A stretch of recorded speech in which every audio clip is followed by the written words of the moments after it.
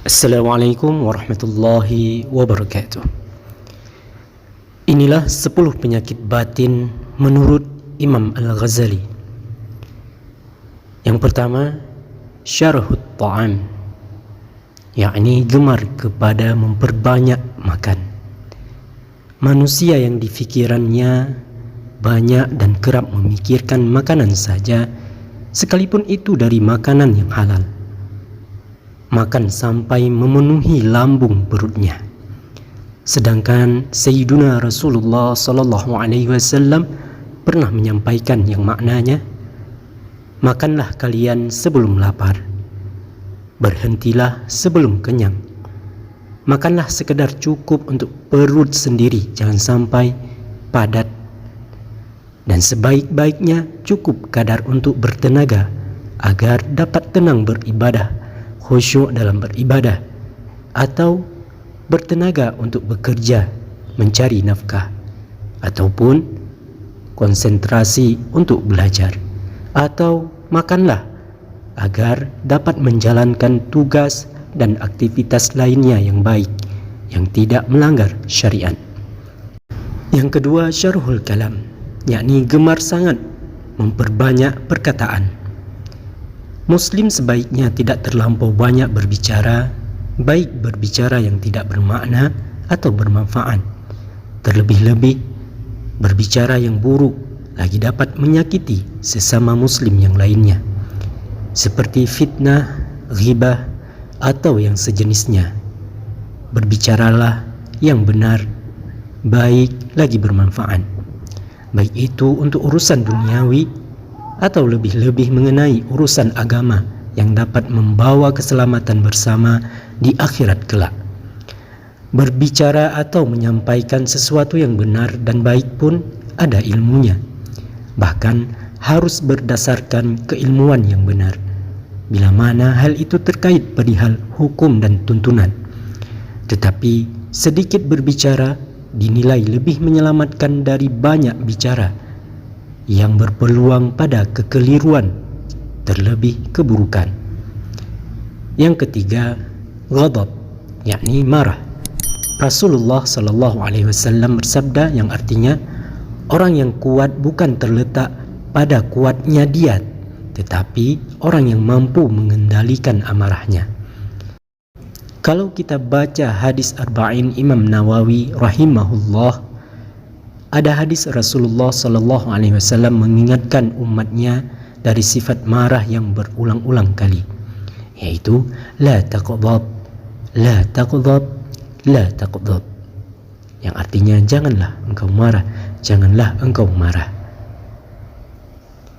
Yang keempat, hasad, yakni dengki, penyakit yang tersimpan dalam hati. Kebiasaannya bertitik tolak dari rasa tidak senang dengan kesenangan orang lain, atau disebut juga dengan penyakit susah melihat orang lain senang dan senang melihat orang lain susah. Yang kelima, al-bukhlu wa hubbu mal, yaitu si bakhil dan cinta kepada harta, yakni bersifat kikir, rakus dan sayang kepada hartanya, membawa berat dengan sedekah jariah, dan selalu merasa ingin memiliki berbagai hal. Hal tersebut berpeluang besar kufur akan nikmat dari Allah dan sulit menumbuhkan sifat syukur dalam hatinya. Yang keenam, hubbul jah, yakni suka pada kemegahan, suka pada gelar, pangkat, puji-pujian, jabatan yang tinggi menjadi impian yang lebih utama tanpa ada kaitannya dengan Allah.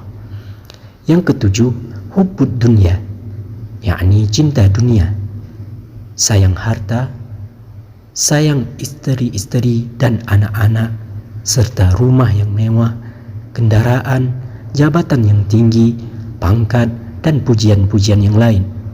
Sayang istri dan anak serta segala hal keduniaan tanpa menempatkan Allah Subhanahu wa taala dan Rasulnya sebagai keutamaan hanya akan membawa kesengsaraan, kekecewaan, dan celaka yang amat besar baginya kelak di akhirat. Letakkanlah dunia hanya di genggamanmu. Maknanya ia hanya persinggahan, laksana sebuah halte ataupun sebuah terminal untuk kita menuju ke akhirat. Mengapa engkau bangun dan hiasi ia, sedang kelak ia akan engkau tinggalkan? Yang kedelapan, takabur, yakni membesarkan diri atau sombong, merasa lebih, seperti merasa lebih berharta, merasa lebih berilmu, merasa lebih dia mendapat jabatan yang tinggi dan serta berhasil sukses, berpangkat atau apa saja lebih dari orang lain, dan ia kerap melupakan adanya tangan-tangan atau kekuasaan Allah Subhanahu wa taala. Ia menghinakan makhluk Allah yang lainnya. Ia lengah akan sifat kemahakuasaannya Allah Subhanahu wa taala. Maka hindarilah muslim dari sifat yang demikian ini. Yang kesembilan adalah sifat ujub, yakni rasa heran terhadap dirinya sendiri. Rasa heran dalam dirinya sendiri ataupun ujub ini terdapat di dalam hati. Hati telah menjadi hamba yang mulia atau saleh sebab diri merasa banyak beramal ibadah, beramal kebajikan. Ia lalai dan lengah bahawa ada kudrat dan iradahnya Allah Subhanahu wa taala, serta lupa atau tak mengerti akan sifat-sifat Allah Subhanahu wa taala yang maha besar lagi maha agung. Yang ke-10, riya, yakni senang akan pujian-pujian dan senang dilihat oleh orang lain atau gelar kemuliaan dari makhluk-makhluknya supaya mendapat kemudahan dan kesenangan padanya. Beribadah bukan sepenuh hati mengharap ridhanya Allah Subhanahu wa taala. Ikhlas karena Allah Subhanahu wa taala, bukan karena diri hamba Allah Subhanahu wa taala yang merasa dan ingin menunjukkan kehebatan dirinya. Semua semata mengandung pengharapan kepada sesama makhluknya Allah Subhanahu wa taala. Ia bukan beribadah karena Allah Subhanahu wa taala. Itulah 10 penyakit batin menurut Imam Al-Ghazali. Wallahu a'lam bissawab. Semoga kita dijauhkan dari 10 penyakit ini. Semoga Allah selalu meridai kita semua. Amin ya rabbal alamin. Wassalamualaikum warahmatullahi wabarakatuh.